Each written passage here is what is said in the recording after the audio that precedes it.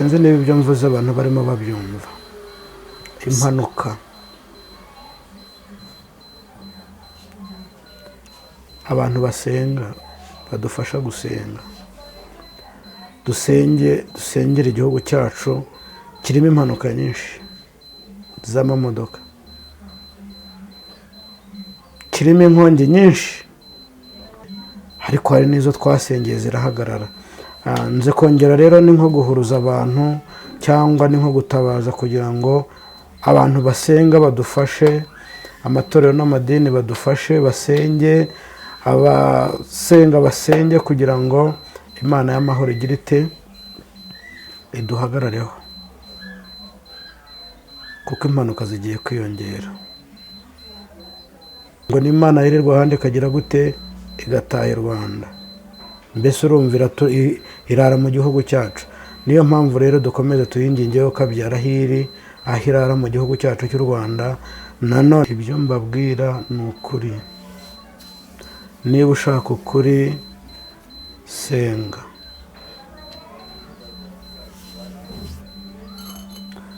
Kuko nudasenga urasengera. Imana yabantumyeho ngo musenge. Indi message rero bari ry'uyu munsi gusa. Iri yerekwa ntabwo ari iry'uyu munsi gusa, ariko uyu munsi nibwo Imana yambwiye ngo mbwira abantu ngo inzara iraje, ngo inzara iraje. Ubwo abari maso basenga, basenge, basengera n'inzara kugira ngo Imana iturengere, Imana ikureho inzara.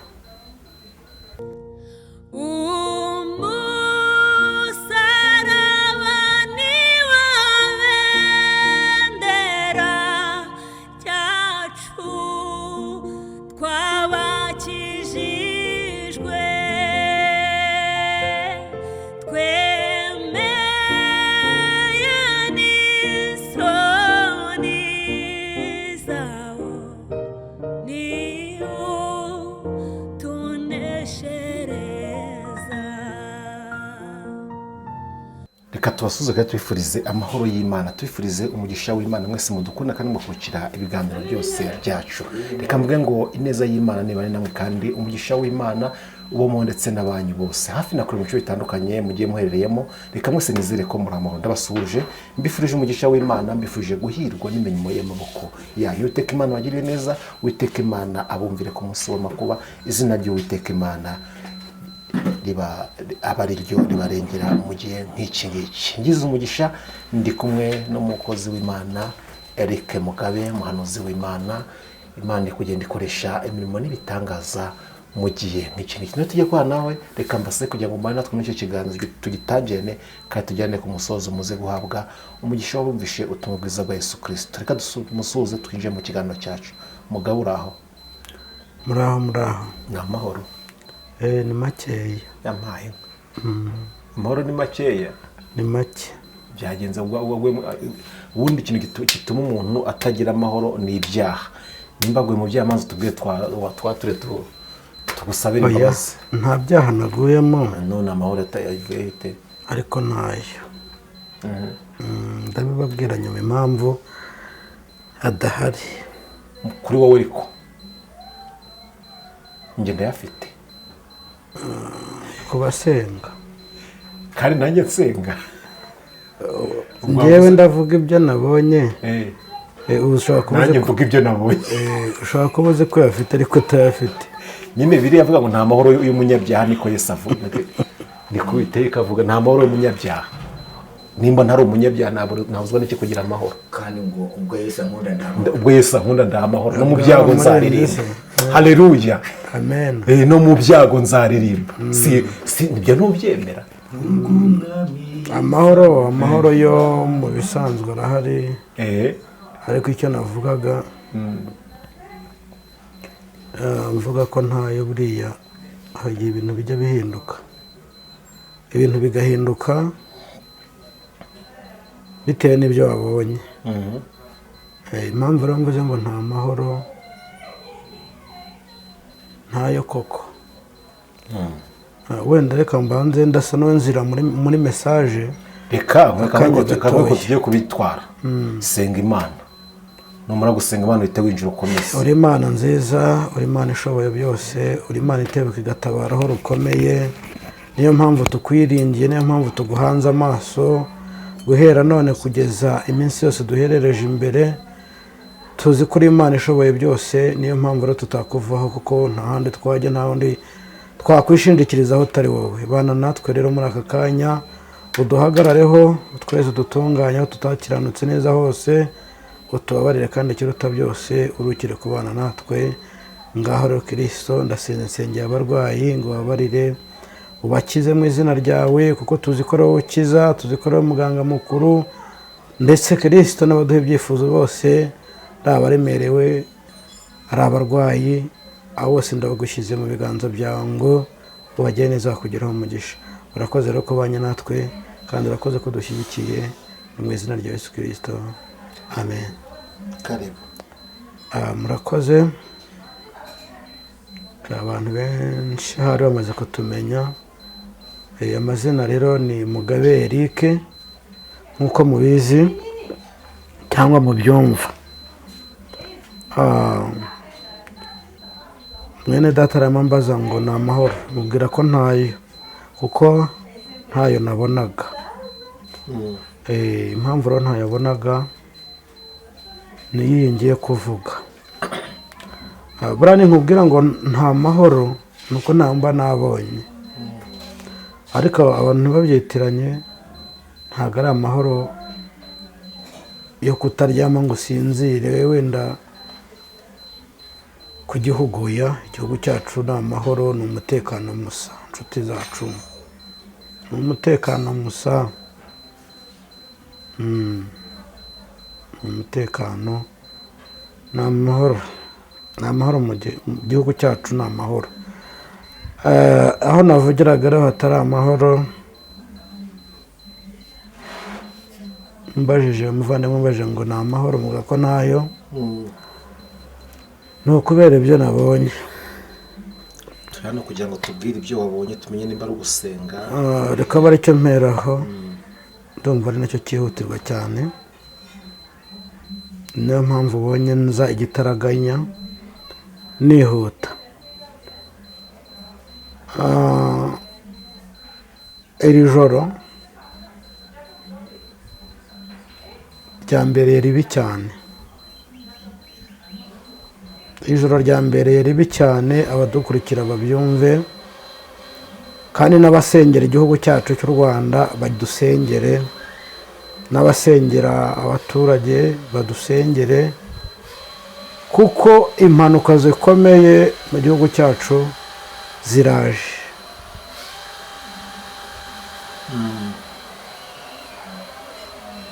sinzi niba ibyo mvuze abantu barimo babyumva. impanuka,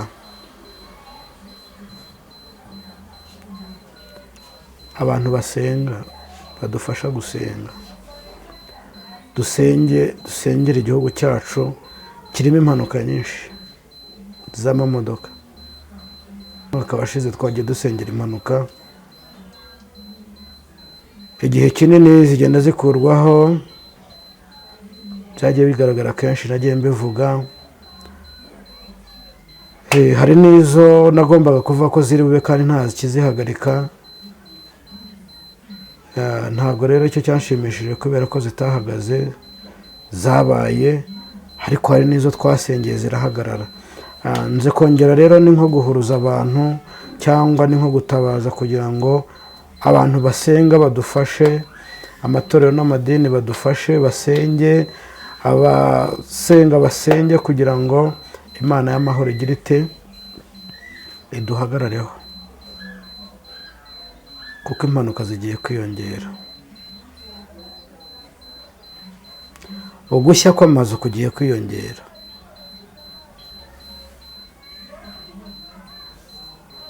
inkongi nyinshi ziraje,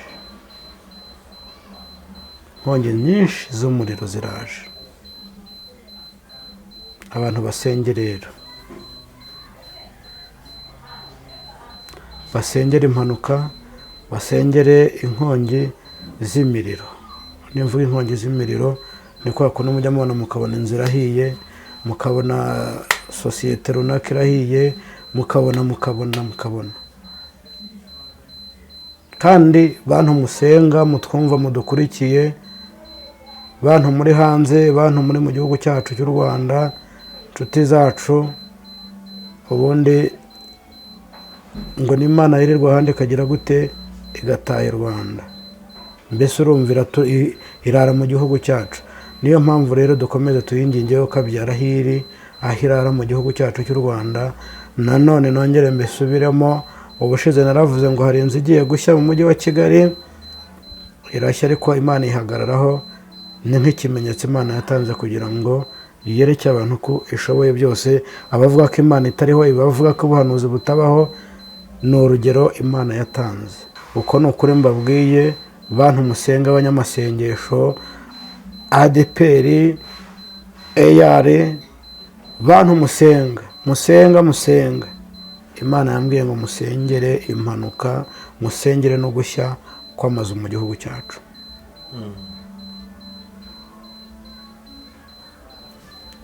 Kandi uko ni ukuri. Ibyo mbabwira ni ukuri. Niba ushaka ukuri, senga.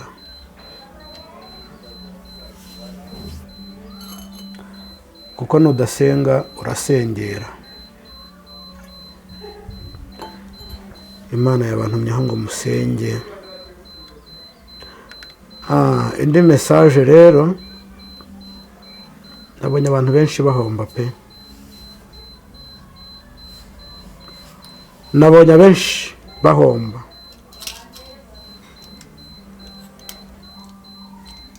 Abakoraga mukabona biriho biragenda.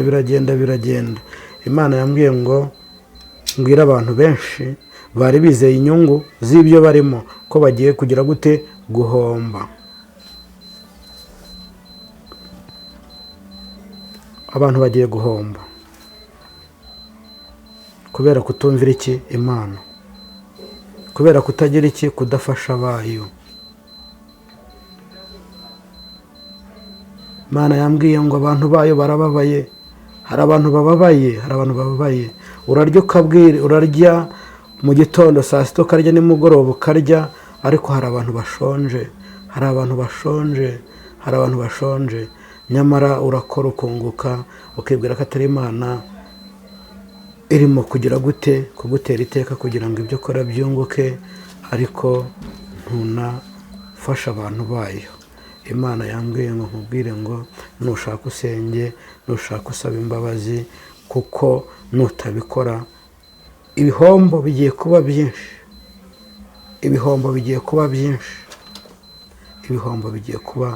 byinshi. Kuko ngo ntabwo izakomeza kubabazwa n'abayo babona ntacyo babona. Ndumva iyo message muyumvishe neza cyane. Dore indi message rero, ntabwo ndi bubatindire.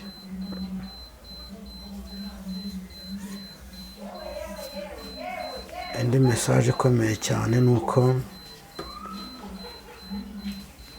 haje inzara.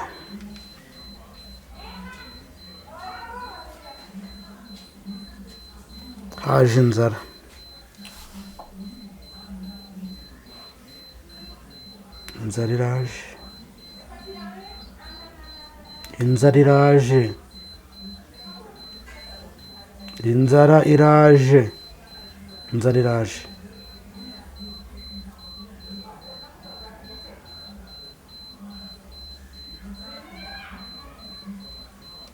Abasenga mukomeze gusenga. Inzara iraje.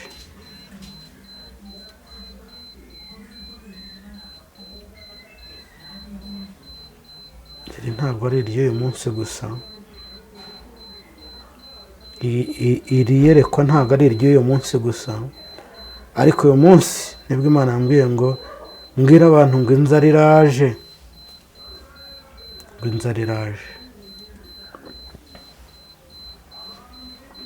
ubwo abari maso basenga basenge basengera n'inzara kugira ngo Imana iturengere, Imana ikureho inzara.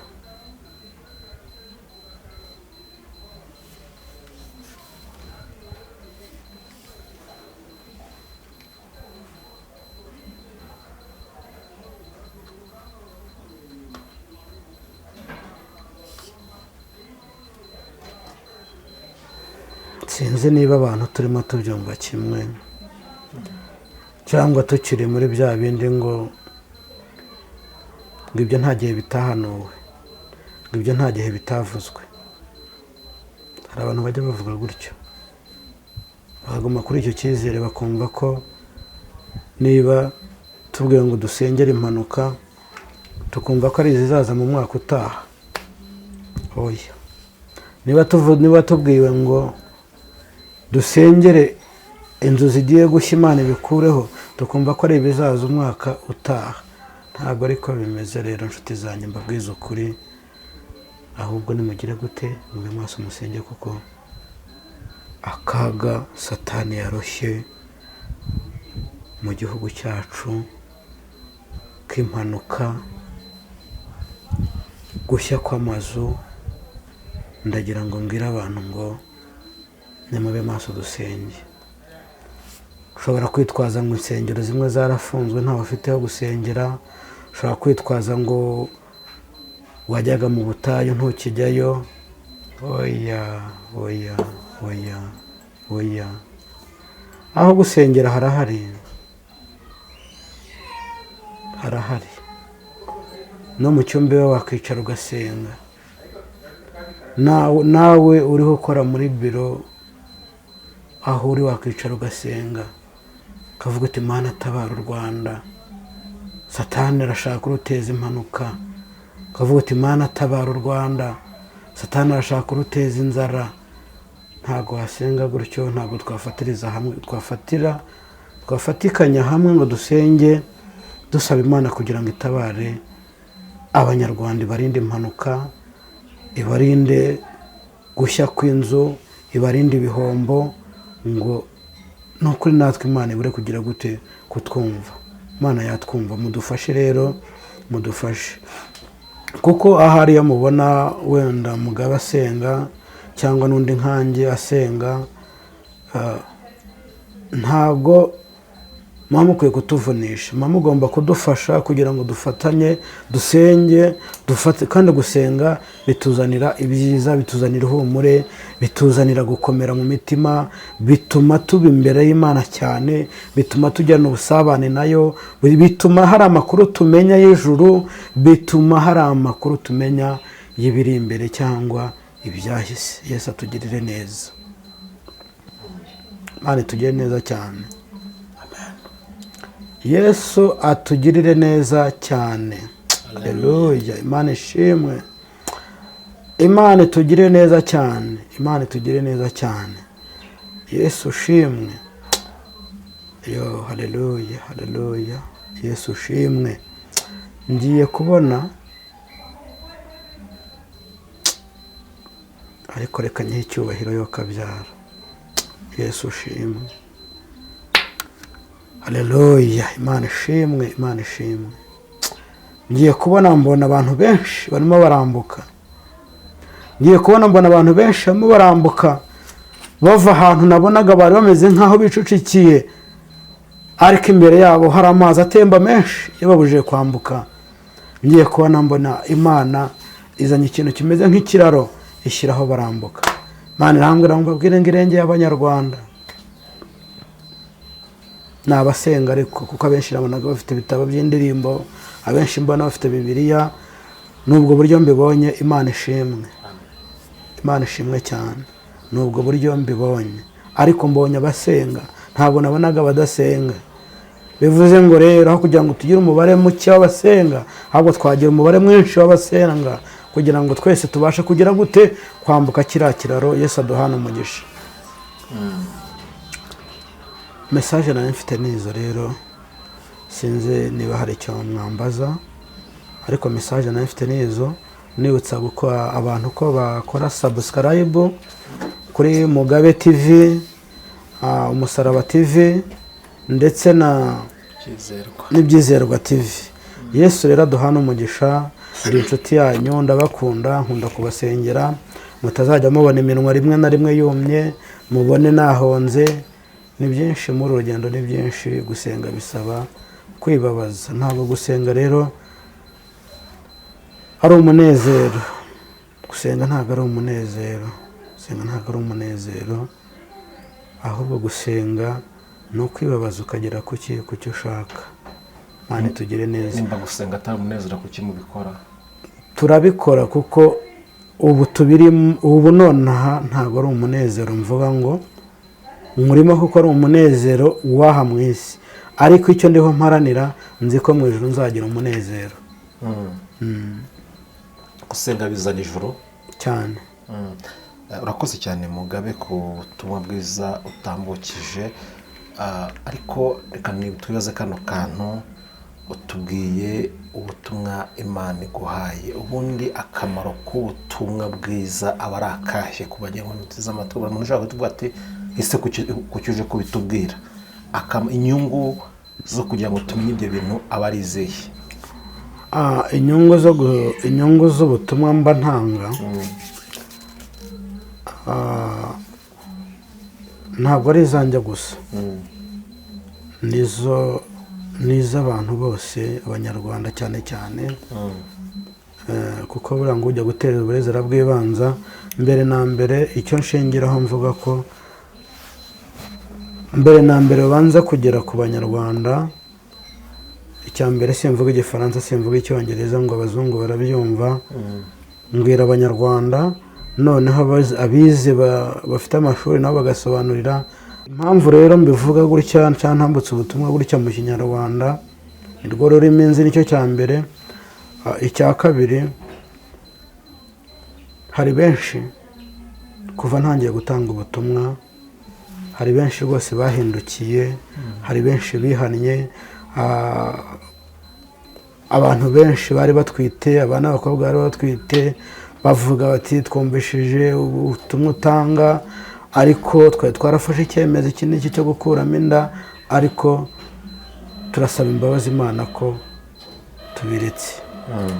Bigenda ubutumwa rero ntanga bugenda bwubaka benshi, bufasha benshi. Abenshi muzajya mubana no muri commentaire ko bavuga bati ni byiza rwose, igikomeza utubwire, turagukunda. Nanjye ndabakunda inshuti zanjye, kandi nta kindi kiba gitumye mera gutya, nta kindi kiba gitumye nsenga, nta kindi. Ndasenga kandi cyane cyane namwe nkagira gute, nkabasengera. Yego. Ijambo rye riravuga ngo ubuhanuzi, akamaro k'ubuhanuzi bwungura itorero.